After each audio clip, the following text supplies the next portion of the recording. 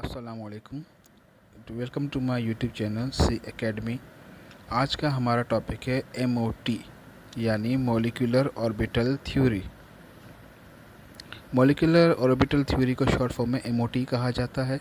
और इसके साथ साथ अब जो हम पढ़ेंगे वो है मॉलिक्यूलर ऑर्बिटल थ्योरी के बारे में। और इसका जो ये नेक्स्ट टॉपिक है, इससे जो पिछला टॉपिक था VBT और उसके जो ड्रॉबैक्स थे वो हम इसमें डिफ़ाइन करेंगे। चलते हैं नेक्स्ट स्लाइड की तरफ। हमें पहला इसमें पॉइंट मिलता है कि atom plus atom is equals two molecule. एक सिंपल थ्योरी है कि जब दो एटम्स आपस में मिलते हैं तो मॉलिक्यूल बनाते हैं। इसी तरह अगर दो एटॉमिक ऑर्बिटल्स मिलेंगे तो मॉलिक्यूलर ऑर्बिटल बनाएंगे। इसे अब जिस तरह आप 1 + 1 2 होता है, तो इसी तरह अगर दो एटॉमिक ऑर्बिटल मिलेंगे तो दो ही मॉलिक्यूलर ऑर्बिटल बनाएंगे, क्योंकि उनकी तादाद कम ज़्यादा नहीं होगी। दो एटॉमिक ऑर्बिटल मिलेंगे तो दो मॉलिक्यूलर ऑर्बिटल ही बनेंगे। Number of atomic orbitals is equals to molecular orbitals. यहाँ ये इसके मॉलिक्यूलर ऑर्बिटल थ्योरी के कुछ पॉइंट्स हैं। नेक्स्ट स्लाइड पे हम चलते हैं। मॉलिक्यूलर ऑर्बिटल थ्योरी या MOT को इंट्रोड्यूस किया था हंड एंड मुल्किन नामी साइंटिस्ट ने। इसके 3 पॉइंट ज़्यादा हैं। 3 पॉइंट्स बताए गए हैं। पहला है when atomic orbitals participate in covalent bond formation the two molecular orbitals are formed. ये सेम जो बात हम पहले पढ़ चुके हैं, जब atomic orbitals covalent bond form करेंगे तो दो मॉलिक्यूलर ऑर्बिटल्स फॉर्म होंगे।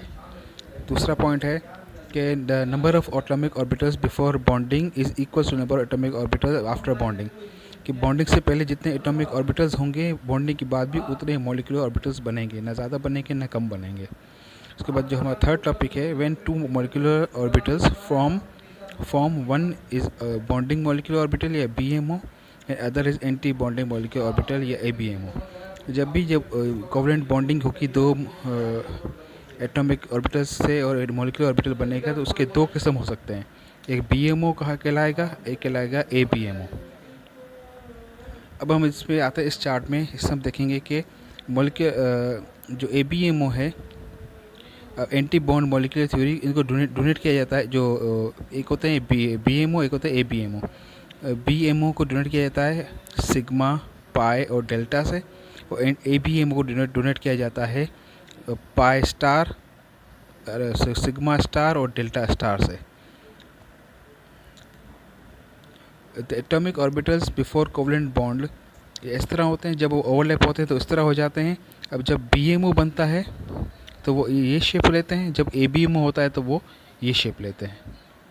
देख ले, ये है BMO, ये है ABMO। ठीक है। अब हम नेक्स्ट स्लाइड पर चलते हैं कि इनको डोनेट किया जाता है डिनोटेड। अट्रैक्शन होने के साथ इनके अंदर जो बॉन्ड बनता है वो स्टेबल होता है। तो स्टेबल होने की वजह से क्या होगा कि इनके अंदर स्टेबिलिटी ज़्यादा होगी, स्टेबिलिटी, और जो एनर्जी है वो लो चाहिए होती है। इसके बरक्स जो ABMO जो बॉन्ड होते हैं ABMO, उनके अंदर क्योंकि इनके अंदर रिपल्शन होती है, क्योंकि रिपल्शन का मतलब होता है एक दूसरे को धक्का देना, तो रिपल्शन का ज़्यादा होती है तो इनके अंदर स्टेबिलिटी कम होती है, स्टेबिलिटी लो, एंड एनर्जी इसमें ज़्यादा चाहिए होती है।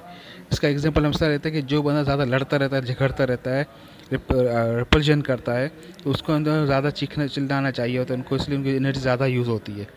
जो बंदा काम और तरीके से काम करता है और सही सलीके से बात करता है, उनकी एनर्जी कम, क्योंकि वो स्टेबल होते हैं, उनके अंदर एनर्जी उनकी यूज़ कम होती है। इसकी एग्जांपल हम इस तरह ले सकते हैं। उनको डोनेट किया जाता है डिनोटेड, मैं यहाँ बना देता हूँ। BMO की है सिग्मा, पाई और डेल्टा।